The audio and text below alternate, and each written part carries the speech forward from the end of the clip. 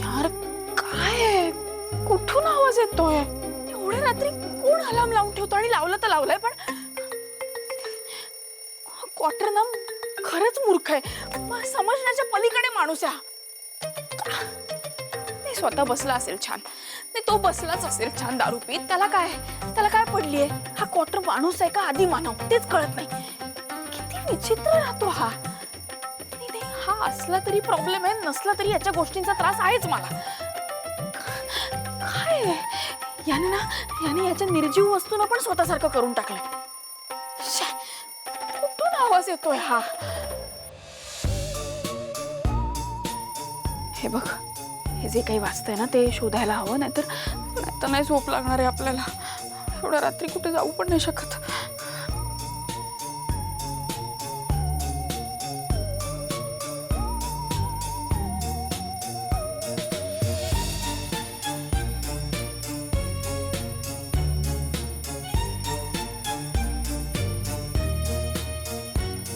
कधी झोपच होत नाहीये.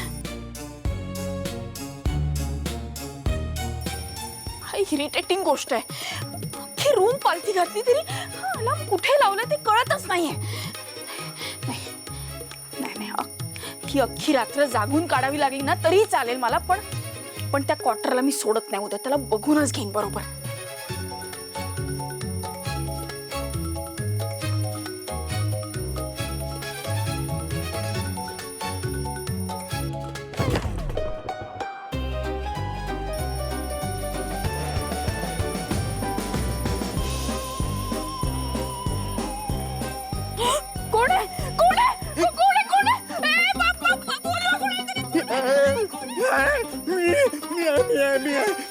ओरडू नको.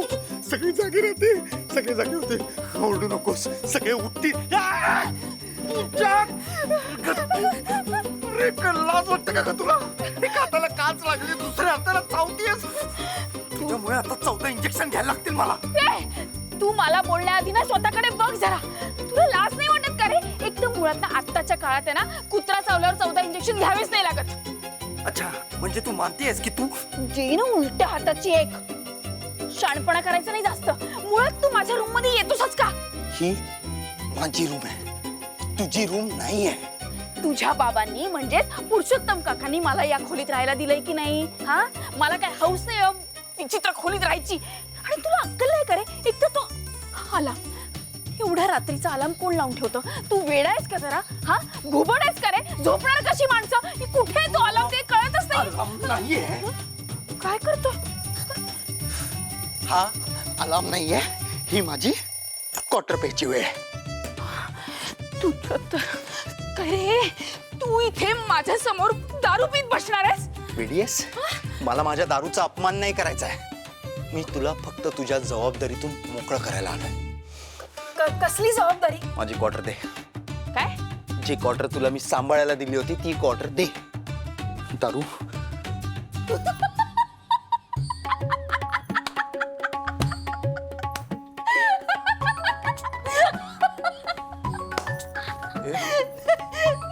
बॉटल दे. नाही देऊ शकत. का? फेकून दिली. फेकून दिली. कुठून फेकली? फेकून दिली. बाय.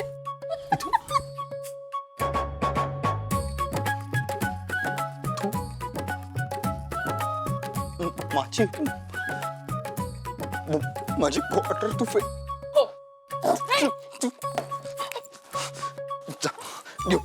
घेऊन ये पटकन जा. घेऊन ये आत्ताच आता. जिथे फेकली आहे तिथून घेऊन ये. शिस्तीत जा, पटकन जा. 1 मिनिट. जनाची नाही तरी मनाची लाज बाळा. काय? एवढ्या रात्री एकटी मुलगी बाहेर जाऊन काय करेल? एकटी पुन्हा दारूची बॉटल आणेल तुझ्यासाठी.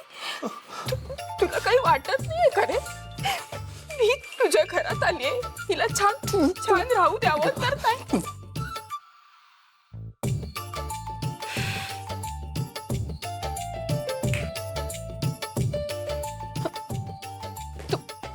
हे फालतू मुलगा.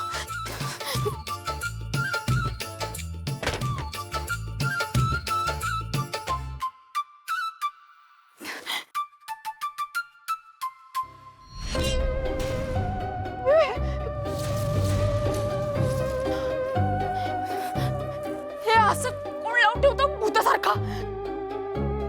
खरंच खरंच ही खोली ना फालतू आहे.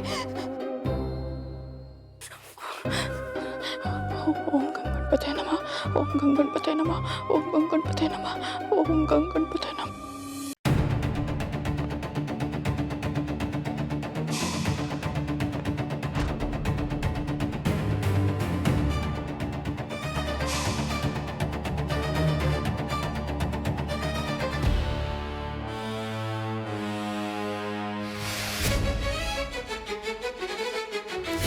ही बाई अशी लपून छपून का जाते आणि ती प्रीतीच्या बेडरूम कडे? त्या दोघींचं काही कटकारस्थान करायचा विचार नाहीये ना?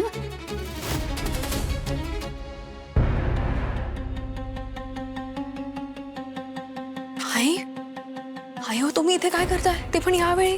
अगं हो हो, जोपर्यंत तू आणि स्वराज एकत्र राहत नाही तोपर्यंत तुझ्यासोबत मी याच खोलीत राहणार आहे. तुम्ही असं काही करणार असाल ना तर प्लीज मला आधीच सांगत जा. मला ना भीती वाटते, चुकून जर यांना आपल्या प्लॅन बद्दल कळलं ना तर आपलं सगळं नाटक फसेल. अगं असं काही होणार नाही. तू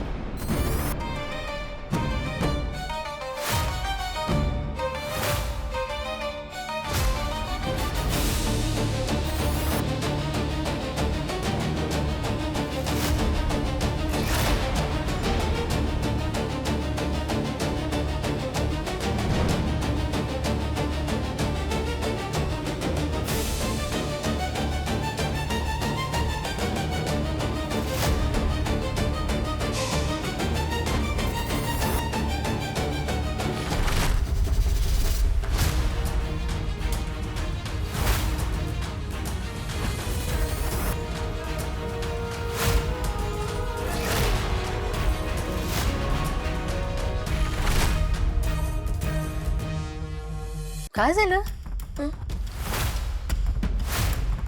नाही, तुम्ही दोघे अशा दचकलात का? नाही, काही सिक्रेट बोलताना मी मध्येच आले असं काही झालं का? आणि तुम्ही इथे काय करताय?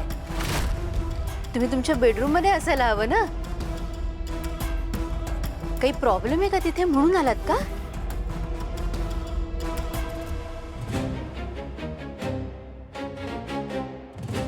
मी काहीतरी विचारते तुम्हाला.